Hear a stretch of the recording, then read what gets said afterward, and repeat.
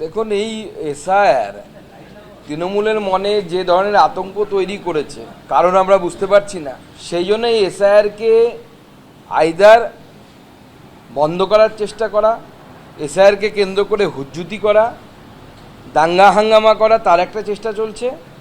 আর একটা parallel line এই তৃণমূল কংগ্রেসের, যারা মূলত অ্যাডমিনিস্ট্রেশনটা দেখছে, তারা চেষ্টা করছে বুথে বুথে তৃণমূলের লোকেদেরকে বিএলও হিসেবে নিয়োগ করতে।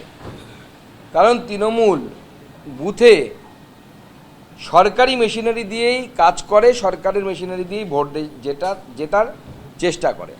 সেজন্য বহু জায়গায় বিএলও নিয়োগ এমন হয়েছে যে যারা তৃণমূল কংগ্রেসের অ্যাক্টিভ ওয়ার্কার, সেই অ্যাক্টিভ ওয়ার্কারদেরকে ডেলিভারেটলি বিডিওদেরকে ইনস্ট্রাকশন দিয়ে বিএলও করা হয়েছে।